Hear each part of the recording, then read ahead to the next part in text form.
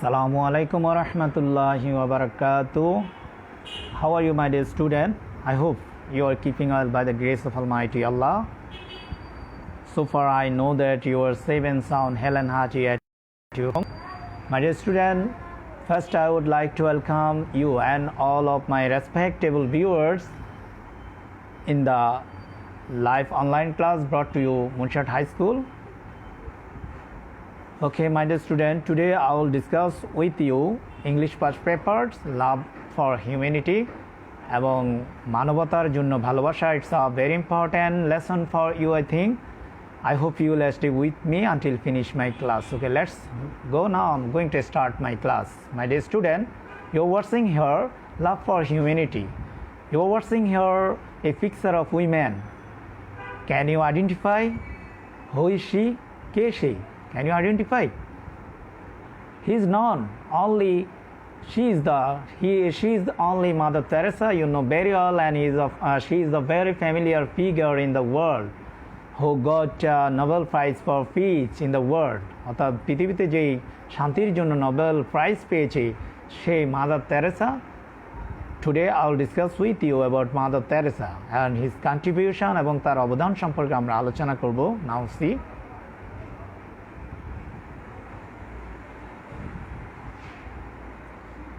Mother Teresa was moved by the sight of the sick and dying on the streets of Kolkata. অর্থাৎ Mother তেরেসার কাজগুলো কী ছিল? You know very well, Mother Teresa কিন্তু Albania থেকে এসেছে, অর্থাৎ ভারতে অনেক বছর তিনি ভারতে তার জীবন কাটিয়ে দিয়েছেন এবং আলবেনিয়া জন্মগ্রহণ করেছেন. তিনি আলবেনিয়ান বংশোদ্ভূত এবং মানবতার সেবক হওয়ার জন্য, মানুষের সেবা করার জন্য সে সুদূর আলবেনিয়া থেকে সন্ন্যাসী হয়ে তিনি ভারতে চলে এসেছিলেন এবং সেখানে তিনি তার বিশাল এই কর্মযজ্ঞ চালিয়েছিলেন এবং যার কারণে তিনি একসময় শান্তিতে নোবেল প্রাইজ পেয়েছিলেন এই মাদার তেরেসা.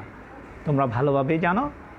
আজকে আমরা সেই কী কাজগুলো করেছিল ইন্ডিয়াতে এসে, ভারতে এসে আমরা সেগুলো দেখব. Now see, now I am going to read with meaning. I am going to read the faces. I hope you will listen very attentively. You are watching here. Mother Teresa was moved মানে ধাবিত হয়েছেন by the sight of the sick, অসুস্থ মানুষের দৃশ্য দ্বারা তিনি বিচলিত হয়েছেন. হ্যাঁ, অ্যান্ড ডাইং, যারা মুমূর্ষ, ডাইং মানে কি মুমূর্ষ, এবং অসুস্থ মানুষ দ্বারা তিনি বিচলিত হয়েছেন. অন দ্য স্ট্রিটস অফ কলকাতার রাস্তায় যখন তিনি মুমূর্ষ এবং অসুস্থ মানুষের দৃশ্য দেখতেন, যেটা তাকে খুবই মর্মাহত করেছে এবং যেটা তাকে খুবই বিচলিত করেছে, তিনি এগুলো দেখে তিনি হতাশ হয়েছেন. আমরা বলতে পারি শি ফাউন্ডেড, তিনি প্রতিষ্ঠা করেন a home for the dying destitute, এবং তিনি প্রতিষ্ঠা করেন একটা ঘর ফর দ্য ডাইং ডেস্টিটিউট, এই মুমূর্ষ এবং দুর্দশাগ্রস্ত, ডেস্টিটিউট মানে কি দুর্দশাগ্রস্ত মানুষের জন্য তিনি একটা ঘর নির্মাণ করেন, ঘর প্রতিষ্ঠা করেন. নেম ইট নির্মল হৃদয়, তার ঘরের নাম কি নির্মল হৃদয়. অর্থাৎ প্রশ্ন হতে পারে what is the name of her home for the dying destitute people, অর্থাৎ ডাইং ডেস্টিটিউট পিপলের জন্য তিনি যে ঘর নির্মাণ করেন তার ঘরের নাম কি ছিল? সেটা ছিল নির্মল হৃদয়. দ্যাট মিন্স, যার অর্থ হচ্ছে, মিনিং হচ্ছে পিওর হার্ট. অর্থাৎ পিওর হার্ট মানে কি বিশুদ্ধ হৃদয়. অর্থাৎ নির্মল হৃদয়ের মিনিং হচ্ছে কি পিওর হার্ট, যেটাকে আমরা কি বলি বিশুদ্ধ হৃদয়. সি ওর হার ফিলো নান্স, সে এবং তার ফিলো নান্স মানে অনুসারী, নান্স মানে সন্ন্যাসীরা. ফিলো মানে সঙ্গীকে বোঝানো হচ্ছে, নান্স মানে সন্ন্যাসী, অর্থাৎ তার অনুসারী সন্ন্যাসীরা. ব্রড, সন্ন্যাসী বলতে আমরা কাদেরকে বুঝি? যারা মানুষের সেবার জন্য, ঈশ্বরের ভালোবাসা বা আল্লাহর ভালোবাসা পাওয়ার জন্য নিজের অর্থাৎ ঘরবাড়ি ছেড়ে, পরিবার পরিজন ছেড়ে পথে পথে ঘুরে বেড়ায় মানুষের সেবা করার জন্য, তাদেরকে আমরা নান্স বলতে পারি. এবং হার ফিলো নান্স ব্রড, অত এনেছিলেন দ্য ডাইং পিপলদেরকে, মুমূর্ষ রোগীদেরকে, ডাইং মানে মুমূর্ষ পিপলদেরকে, of the state of the Kolkata, রাস্তা থেকে টু দিস হোম, এই ঘরে নিয়ে এসেছিলেন. অর্থাৎ মাদার তেরেসা এবং তার অনুসারী সঙ্গীরা মানে সন্ন্যাসীরা ব্রড এনেছিল the dyeing people of the streets of কলকাতার রাস্তা থেকে টু দিস হোম, অর্থাৎ এই পিওর হার্টে নিয়ে এসেছিলেন সুস্থ করার জন্য তাদেরকে.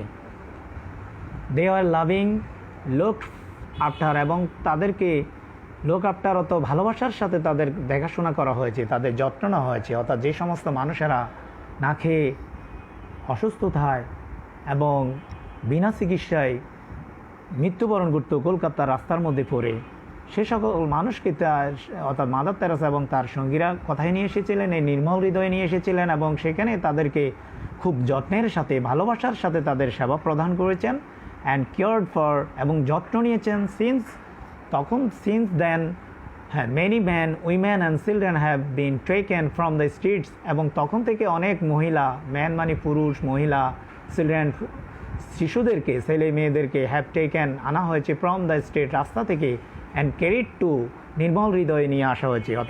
অর্থাৎ অনেক পুরুষ, মহিলা, চিলড্রেন এবং যারা অসহায়, যাদের পরিবার পরিজন নেই, রাস্তায় পড়ে থাকতো, ওই সকল মানুষকে মাদার তেরেসা কী করেছিলেন এবং সেই নির্মল হৃদয়ে নিয়ে এসেছিলেন এবং তাদেরকে সেখানে ভালোবাসার সাথে তাদেরকে যত্ন নেওয়া হতো, আন্তরিকতার সাথে সেখানে যত্ন নেওয়া হতো। দিস আনলাভড, এই সকল আনলাভ অর্থ কি? ভালোবাসাহীন, আনকেয়ার্ড, যত্নহীন আমরা যেটাকে বলতে পারি, অর্থাৎ কলকাতার রাস্তায় যে সকল মানুষ পড়ে থাকতো এবং যেগুলোকে মাদার তেরেসা নিয়ে এসেছিলেন তাদেরকে আমরা আনলাভ মানে কি, তাদেরকে কেউ কখনো যত্ন নিতেন না, ভালোবাসতেন না, কেউ কখনো তাদের প্রতি দয়া, মমতা, ভালোবাসাও দেখাইতেন না, এবং তারা একটা অর্থাৎ পশু পাখির মতো রাস্তার মধ্যে কি পড়ে থাকতো এবং সেখানে রাস্তার মধ্যে তারা মারা যেত। ওই সমস্ত মানুষকে this unloved and uncared for people get on এবং গেট অ্যান অপরচুনিটি, এ সকল আনলাভড অ্যান্ড আনকেয়ার্ড লোকেরা গেট অ্যান অপরচুনিটি, একটা সুযোগ পায়। অপরচুনিটি মানে কি? সুযোগ পায় টু ডাই, মরতে, ইন অ্যান এনভায়রনমেন্ট, একটা পরিবেশে অফ কাইন্ডনেস অ্যান্ড লাভ, একটা ভালোবাসা এবং একটা দয়ার পরিবেশে মরতে অন্তত তারা সুযোগ পেয়েছিল। অর্থাৎ যে সকল মানুষরা রাস্তাঘাটে পড়ে থাকতো পশু পাখির মতো অযত্নে, অনাদরে, অবহেলায় তারা পড়ে থাকতো, সেই সকল মানুষদেরকে মাদার তেরেসা তাদেরকে নির্মল হৃদয়ে এনেছেন।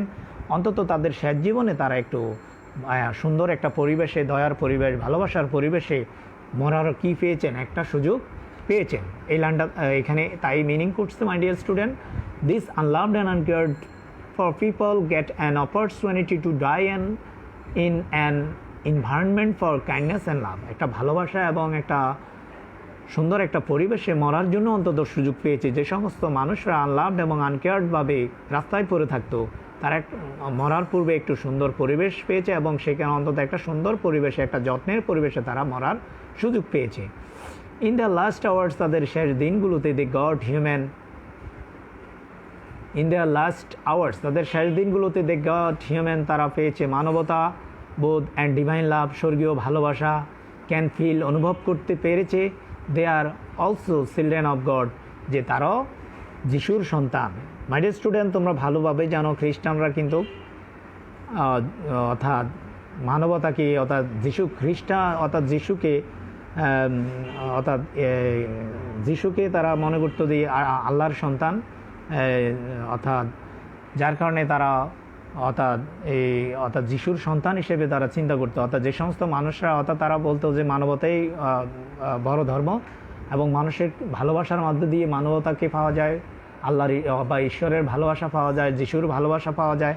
সেই জন্য এখানে বলা হচ্ছে যে ইন দ্য লাস্ট আওয়ার্সগুলোতে দে গেট হিউম্যান, তারা পেয়েছে মানবতা, ডিভাইন, স্বর্গীয় ভালোবাসা, অ্যান্ড ক্যান ফিল, তারা অনুভব করতে পারতো, they are also children of God, তারাও ঈশ্বরের সন্তান। অর্থাৎ খ্রিস্টানরা যেরকমভাবে যিশুকে মনে করতো ঈশ্বরের সন্তান, সেরকমভাবে সকল মানুষকে বোঝাচ্ছে। অর্থাৎ আমরা অবশ্যই ইসলাম ধর্ম কখনো, অর্থাৎ আমরা ইসলাম ধর্মে যেটা বলি যে আল্লাহর কোনো সন্তান নেই, আল্লাহ এক, অদ্বিতীয়, তার কোনো শরিক নেই। ইউ নো ভেরি ওয়েল, সূরা ইখলাসের মধ্যে আছে আল্লাহর সাথে কাউকে আমরা শরিক করা উচিত না। আল্লাহর কোনো ছেলে সন্তান নেই, আল্লাহ কাউকে জন্ম দেননি, আল্লাহ কারো থেকে জন্ম নেননি।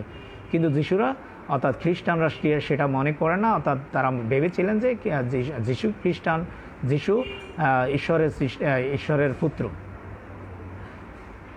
এরপর আমরা পড়বো, নেক্সটে পড়বো, দেখো their last hours they have, অর্থাৎ they get human and divine love, ভালোবাসা পেয়েছে, অ্যান্ড ক্যান ফিল, তারা অনুভব করতে পেয়েছে, they are also children of God, তারা ঈশ্বরের সন্তান।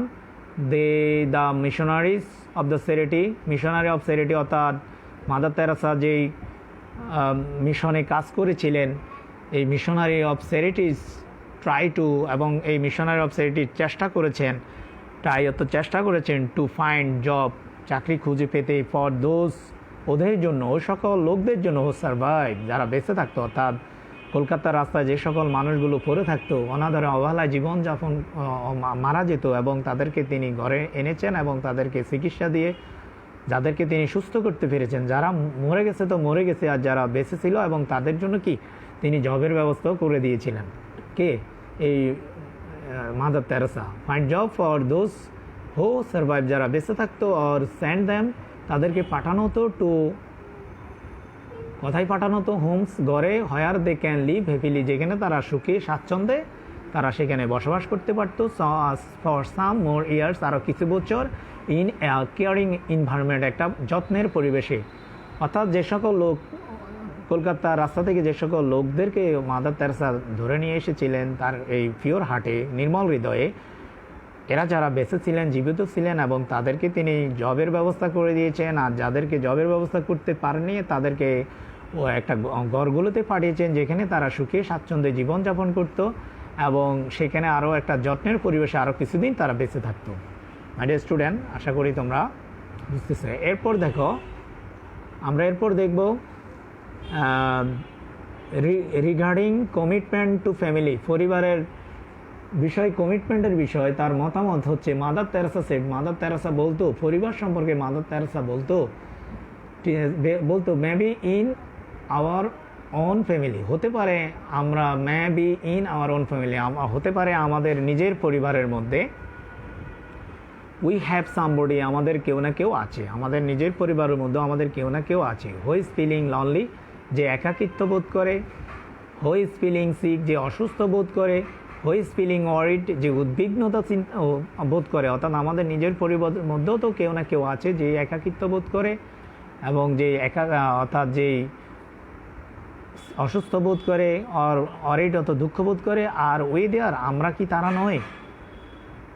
আমরা কি তারা নয়? আমরা তো তাদের মধ্যে একজন। তারা অর্থাৎ আমাদের পরিবারেও তো এরকম লোক আছে। অর্থাৎ তাদের মধ্যে এরকম আমাদের পরিবারে যেরকম লোক আছে এরকম অসুস্থতা বোধ করে, একাকিত্ব বোধ করে, অর্থাৎ এই সমস্ত মানুষগুলো তো আমাদের পরিবারের একজন, সেটাই বুঝাতে যাচ্ছে মাদার তেরেসা। হ্যাঁ, এরপর দেখব আমরা, আর উই উইলিং টু গিভ, আমরা কি দিতে ইচ্ছুক, two give until the hertz, যে পর্যন্ত না আঘাত, in order to be with our family, অর্থাৎ আমাদের পরিবার থেকে যে পর্যন্ত না আমাদেরকে আঘাত করে, or do we fort our interest first, আর নাকি আমাদের আগ্রহকে আমরা সবার আগে প্রাধান্য দেব।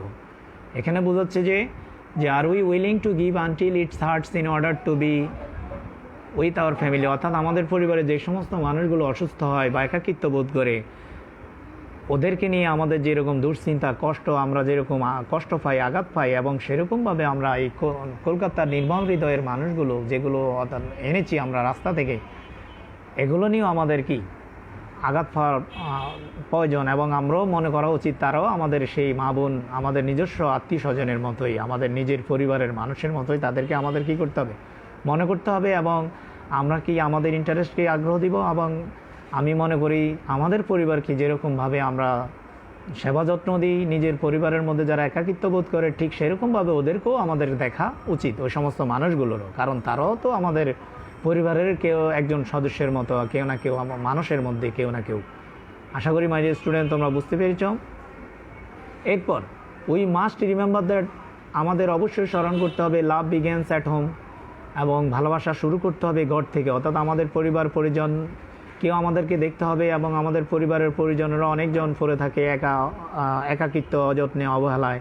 তোমরা জানো আমেরিকার সোসাইটিগুলোতে বৃদ্ধাশ্রম আছে, দেখা যায় পিতামাতা, ছেলে সন্তানরা পিতামাতার খোঁজ নেয় না, যেটা আমাদের বাংলাদেশে অহরহ হচ্ছে, এবং তারা দেখা যায় শেষ বয়সে এসে একাকিত্ব বোধ করে, হ্যাঁ, এবং তারা অসুস্থতা বোধ করে, আমরা কেউ দেখি না।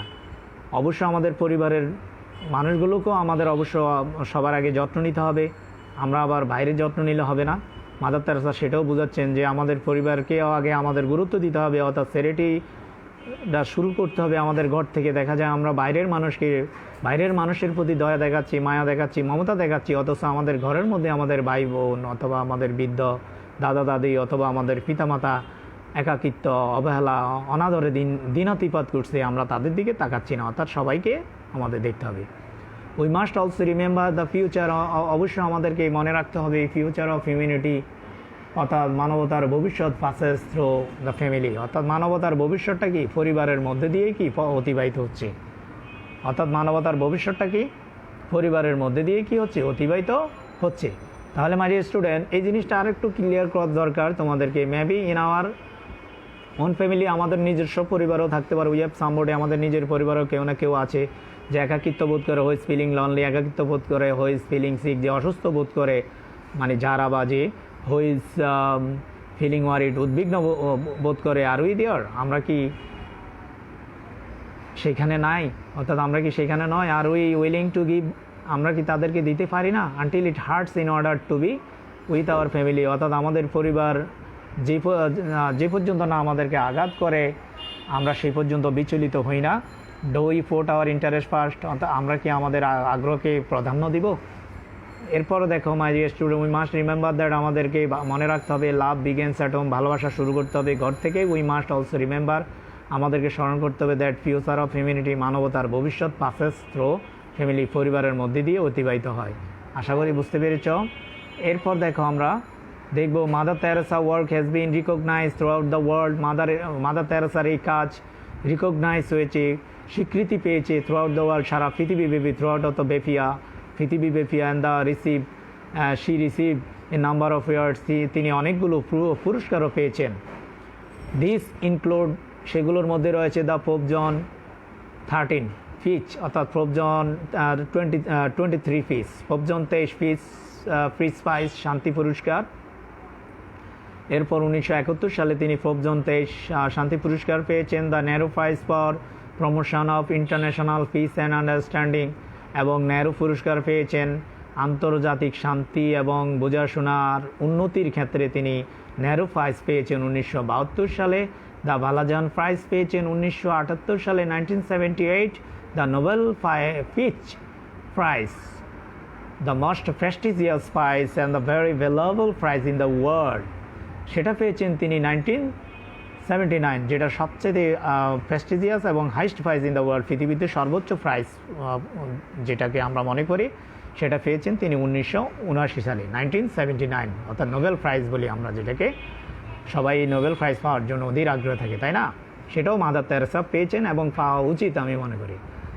দ্য ভারত রত্ন প্রাইজ পেয়েছেন তিনি 1980 সালে, 1980। অর্থাৎ 1980 সালে তিনি ভারত রত্ন প্রাইজ পেয়েছেন। মাই dear student, mother Teresa died, মারা গিয়েছেন অ্যাট দ্য এজ অফ 87, 1887 সালে, অন সেপ্টেম্বর 1997, 1997 সালের 5ই সেপ্টেম্বর, 1997 সালের 5ই সেপ্টেম্বর 87 বছর বয়সে তিনি মারা যান। দ্য ওয়ার্ল্ড স্যালিউট হার, পৃথিবী তাকে স্যালিউট করে, অভিবাদন জানায় ফর হার লাভ, তার ভালোবাসার জন্য। অ্যান্ড কমিশন ফর হিউম্যানিটি কম্পেশন, অত সহানুভূতি, ফর হিউম্যানিটি, মানবতার প্রতি তার সহানুভূতির হাত বাড়িয়ে দেওয়ার জন্য পৃথিবী তাকে স্যালিউট করে। আমরাও স্যালিউট করি এই মানবতার মহান সেবককে। এরপর আমরা দেখব শি হ্যাজ টট আস, তিনি আমাদেরকে শিক্ষা দিয়ে গেছেন how to extend our hand, আমাদের হাতকে কীভাবে এক্সটেন্ড করতে হয়, প্রসারিত করতে হয়। এক্সটেন্ড মানে কি? প্রসারিত করতে হয়। আওয়ার হ্যান্ডসকে টুয়ার্ডস দোজ, ওই সকল লোকদের প্রতি, হু নিড আওয়ার লাভ, যাদের দরকার, আমাদের ভালোবাসার দরকার যাদের। অ্যান্ড সাপোর্ট, আমাদের সামর্থ্যের দরকার। ইরেসপেক্টিভ অফ ক্রিড, ধর্মগোত্র, ক্রিড, কাস্ট অ্যান্ড রিলিজিয়ন, ধর্ম, জাতি, গোত্র, অর্থাৎ সকল ভেদাভেদ বলে, ইরেসপেক্টিভ অত সকল ক্ষেত্রে, ধর্ম অর্থাৎ ক্রিড, কাস্ট অত প্রথা, ক্রিড অত গোত্র, রিলিজিয়ান মানে ধর্ম, গোত্র, জাতি, বর্ণ, সব কিছুকে ওভারকাম করে আমরা তাদেরকে কি করতে হবে? তাদের প্রতি আমাদের ভালোবাসার হাতকে প্রসারিত করতে হবে এবং তাদের প্রতি আমাদের সাপোর্ট জানাতে হবে। সেই কোন ধর্মের, সেই কোন বংশের, সেই কোন জাতির, সেই কোন প্রজাতির, সেটা আমাদের দেখার বিষয় নয়। আমাদের ভাবতে হবে যে she or he is human being, সে অথবা সেই পুরুষ বা মহিলা যেই হোক, সেই মানুষ, এবং সবার আগে মানুষ সত্য, এ কথা কে বলেছিলেন? ঈশ্বরচন্দ্র বিদ্যাসাগর বলেছিলেন।